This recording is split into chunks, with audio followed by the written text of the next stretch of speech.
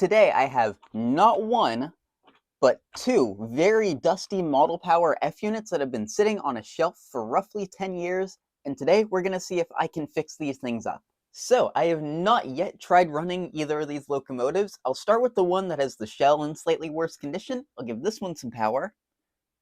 So far, nothing. Okay, well apparently it just sprang to life. That's honestly shocking considering how filthy this thing looked. I don't know if the other will be the same, but that at least is a good sign, and hopefully that means we should get this thing running pretty well. And then here's the second unit. The shell on this one's in slightly better shape, but the windows have fallen out. We'll see if this one runs just as well as the other one. I heard something for a very split second there. And clearly it moved a little bit. Let's try the other way again.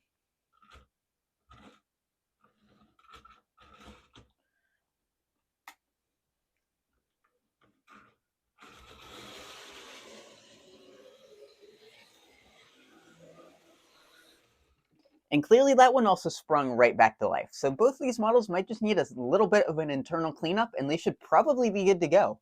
So we're already off to a good start, and just a little more background on these models. They actually belong to my great-grandparents and have just been sitting on a shelf in their house for, I believe, the past 10 years or so, and I finally wound up with them. I don't think I've ever seen these things run in my lifetime, so it's kind of cool that now I get to work on these things and hopefully turn them into good, clean models. So to start, I'm just going to take the shells off of both these things and then off camera give them a good wash so they can dry while I am working on both these units. So I've got the shells all cleaned up and they're now drying off, and it seems like they've actually cleaned up really well, which is pretty shocking. And now I want to take a look at the drive systems of these locomotives because I don't think I've ever worked on a model powered diesel on the channel before. And what I noticed immediately is these two remind me a lot of an AHM locomotive, especially in the department of the trucks themselves. They have the exact same clip up top. They have essentially the same bottom plate, the same truck, or not same truck cover, the same coupler cover design. It looks a lot like a model power unit. Something else I've noticed is these actually look like somewhat decent CAN motors, which means I actually don't have any way to go in there and clean out the commutator, which since they run fine, I don't think it's a huge concern. So that's something else I don't have to worry about that much. And something else I noticed that differed from some of the AHM models that I've worked on is that these actually have a metal chassis. Usually the AHM models have some really huge weight inside the locomotive, but these just have chassis that are metal, so it provides a lot more weight than a typical AHM unit would have. So I guess it's time to start tearing into the trucks on this chassis. I'll start with the front truck, then I'll move to the rear.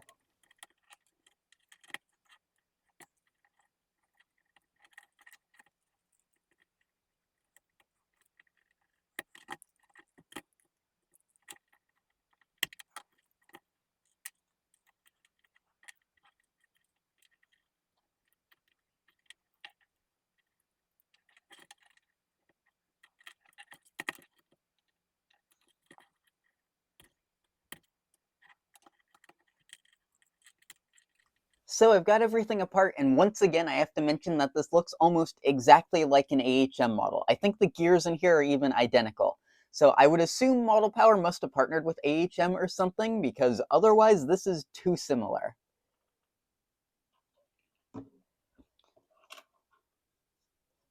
But to start, I'm just going to clean up all these parts with a little bit of rubbing alcohol. Some people have suggested that I start using mineral spirits, and I might try that in the future. But give me any suggestions if you think I should stick with rubbing alcohol, use mineral spirits, or whatever else you think I should use to clean these things up.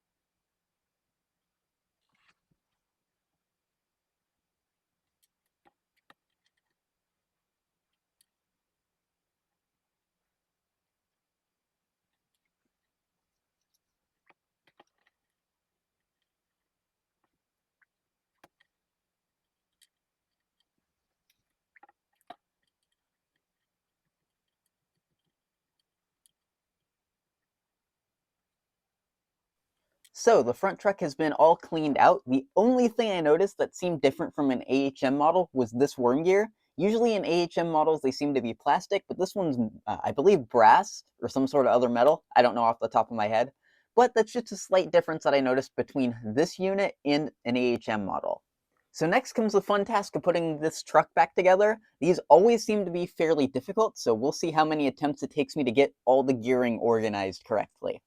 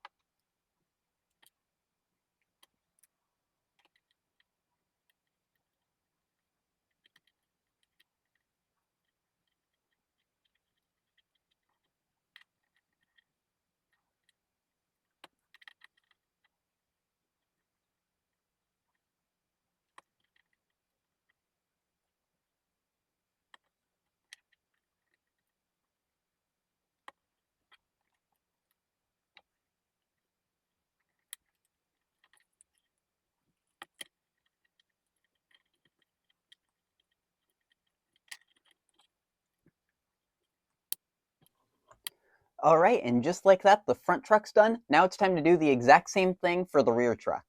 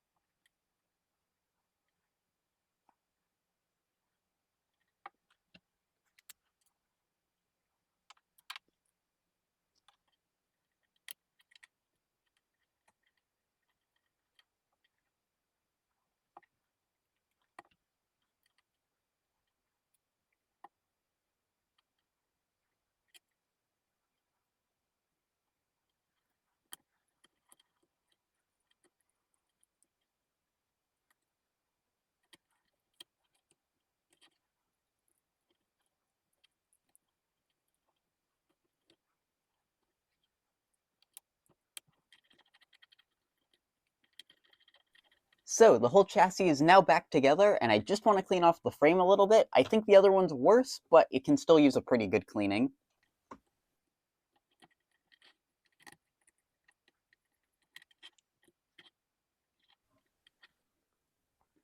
And then all that's left to do with this chassis is give the motor bearings a little bit of oil.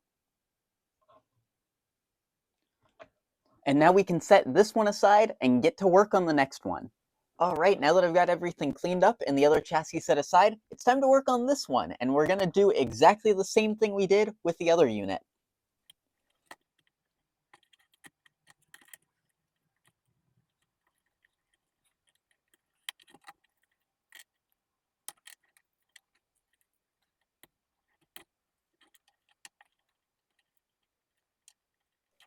Before I go much further, I did want to note that this chassis actually looks a lot filthier along with the covers here than the other unit. So the only real change I'm going to make when working on these things is I think I'm going to start just cleaning up this area while I have the truck out.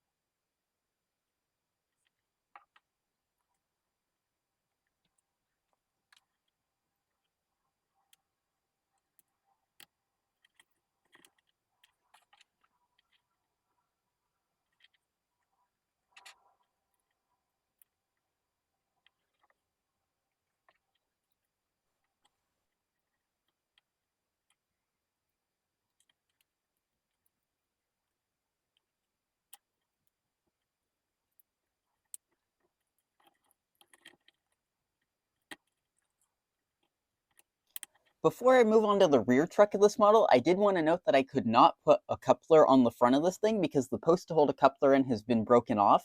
I would eventually like to put KDs and KD boxes on these things, but I don't really have many to spare right now. And I don't really care if one of these is missing a front coupler. If I can put a rear coupler on this thing, I think that should be all I'll need. So now it's time to tear into the rear truck.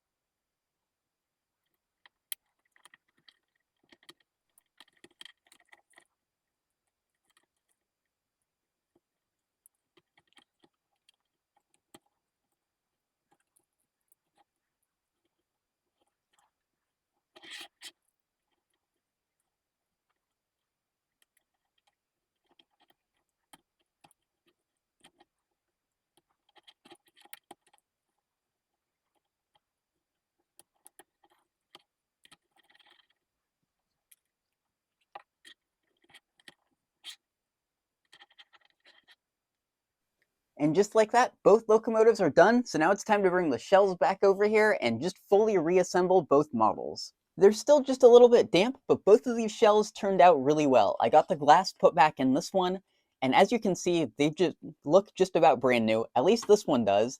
This one has a little bit of damage. This horn is missing, and I believe this little pilot is missing as well.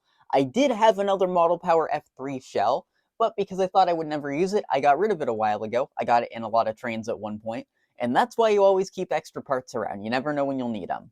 So now it's time to put the shells back on both of these things, and then we can go test them out.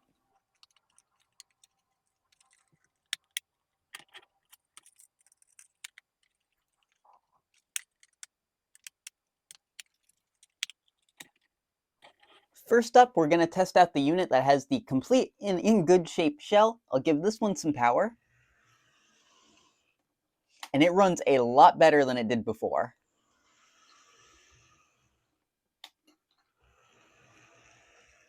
I don't know how well my microphone actually picks up the sounds of the locomotives, but this one runs really smoothly. And next up, we have the one with the slightly more damaged shell, which I should have kept my old Model Power F3 shell to fix this thing up with, but that's a different topic. I'll give this one some power.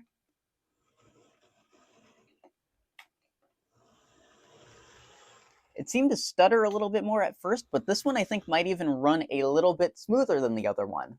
So, I think in the end, this project was a pretty big success. These engines both look a lot better, and they run a lot better than they did, and they're no longer stuck sitting on a shelf as they have been for most of my life, which is actually really nice, and I'm glad that I'll get to use these things now.